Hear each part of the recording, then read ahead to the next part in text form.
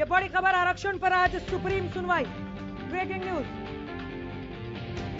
आज 75% आरक्षण पर 75% रिजर्वेशन फॉर लोकल पर सुप्रीम कोर्ट में सुनवाई होनी है। अब से थोड़ी देर में सुप्रीम सुनवाई शुरू हो जाएगी। अब से थोड़ी देर में सुप्रीम कोर्ट में सुनवाई होगी। हाई कोर्ट के फैसले को सुप्रीम कोर्ट में दी गई है चुनौती। हरियाणा सरकार ने खटखटाया है सुप्रीम कोर्ट का दरवाजा। आरक्षण पर सुप्रीम सुनवाई,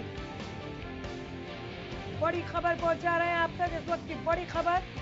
75% आरक्षण पर 75% रिजर्वेशन फॉर लोकल इन निजी सेक्टर्स कंपनी, इस पर आज सुनवाई होनी है सुप्रीम कोर्ट में। चूंकि हाई कोर्ट ने स्टे लगा दिया था, लगभग 12 याचिकाएं लगाई गई थी हाई कोर्ट में।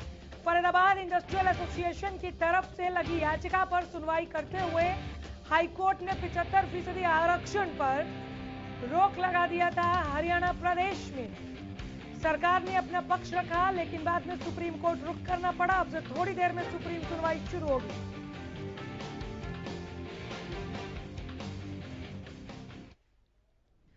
तो 75% आरक्षण की लड़ाई अब सुप्रीम कोर्ट तक आई।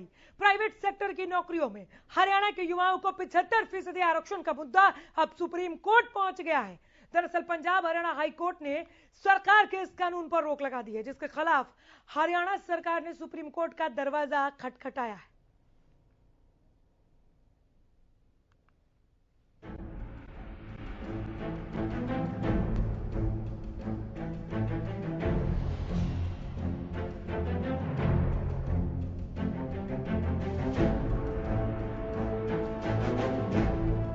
आरक्षण की लड़ाई सुप्रीम कोर्ट तक आई। हाई कोर्ट के फैसले को सुप्रीम कोर्ट में चुनौती। 75% आरक्षण कानून का अब क्या होगा? प्राइवेट सेक्टर की नौकरियों में हरियाणा के युवाओं को 75% आरक्षण का मुद्दा अब सुप्रीम कोर्ट तक पहुंच गया है। दरअसल पंजाब हरियाणा हाई कोर्ट ने सरकार के इस कानून पर रोक लगा दी है, जिसके खिलाफ हरियाणा सरकार ने सुप्रीम कोर्ट का दरवाजा खटखटाया है। खुद केंद्र सरकार के सॉलिसिटर जनरल तुषार मेहता ने हाई कोर्ट के आदेश पर रोक लगाने की मांग सुप्रीम कोर्ट में याचिका दायर की है, जिसे सुप्रीम कोर्ट ने स्वीकार किया। सॉलिसिटर जनरल तुषार मेहता ने कहा, कई राज्यों में ऐसे कानून हैं और यह प्रदेश के युवाओं के हितों की रक्षा करता है। कानून में उद्यमियों के सामने आने वाली परेशानी व दिक्कतों का भी पूरा ख्याल रखा गया है, इसलिए हाई कोर्ट के स्थगनादेश को खत्म किया जाना चाहिए। मालूम हो कि 15 जनवरी को ही बीजेपी जेजेपी गठबंधन ने लंबी कसरत और उद्यमियों से विचार विमर्श के बाद इस फैसले को लागू किया था।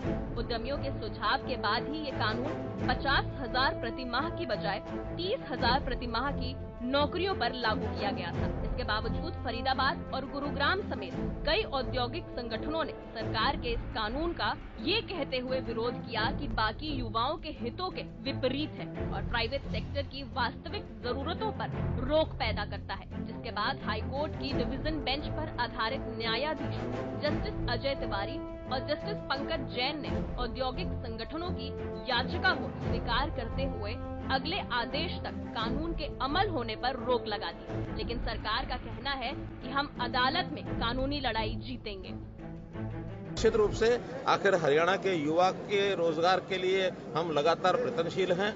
तो ये जो 75% का जो कानून यानी हाई कोर्ट ने जिसके ऊपर स्टे दिया है, अभी केस वहाँ चलेगा। हम मजबूती से उस केस को लड़ेंगे।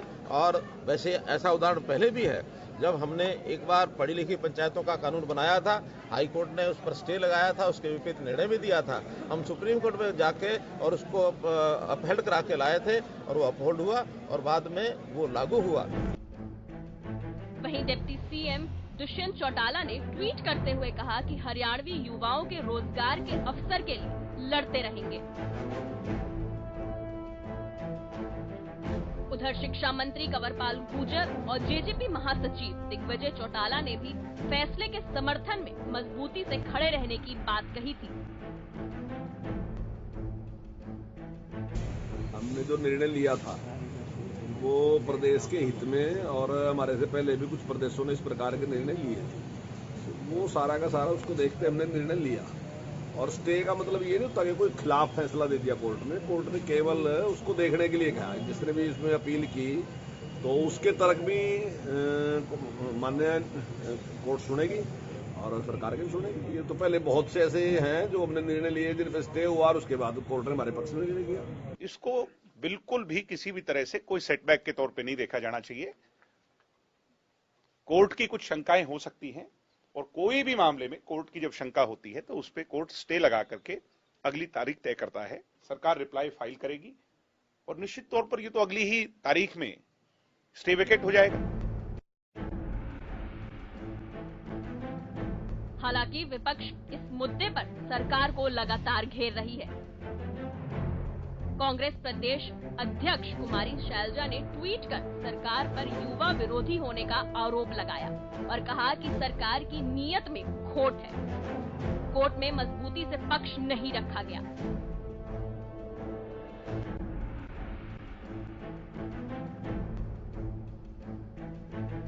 कांग्रेस विधायक किरण चौधरी ने भी सरकार पर युवाओं को गुमराह करने का आरोप लगाया।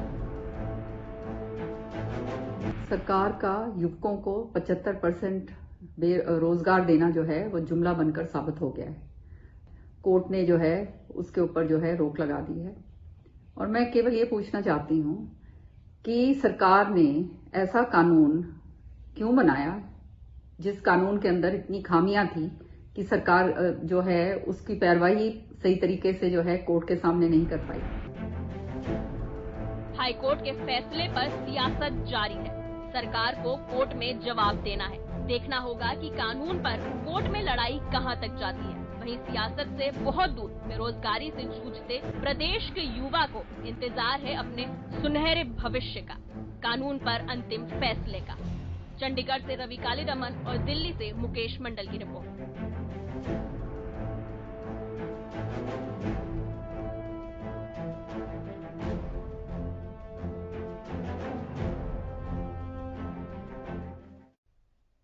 हमारे संवाददाता मुकेश मंडल जुड़ गए हैं ज्यादा जानकारी के साथ। मुकेश, निजी सेक्टर्स में लोकल के लिए, हरियाणा के युवाओं के लिए 75% आरक्षण को सुप्रीम कोर्ट में चुनौती दिया है हाई कोर्ट के फैसले को। अब से कितनी देर में सुनवाई होनी है और हरियाणा सरकार की क्या तैयारी है? चूंकि लगातार विपक्ष का यह आरोप लगता रहा है कि आप तो ठीक तरह से पैरवी ही नहीं कर पाए हाई कोर्ट में। देखिए, बिल्कुल अनामिका, सुनवाई 3:30 बजे करीब होगी इस मामले को लेकर। हालांकि बात की जाए तो जस्टिस एल नागेश्वर राव और जस्टिस BR गावी की बेंच इस महत्वपूर्ण फैसले को सुनवाई करेगा और कहीं ना कहीं बात की है तुषार मेहता की, तो वो भी इस सुनवाई के दौरान रहेंगे।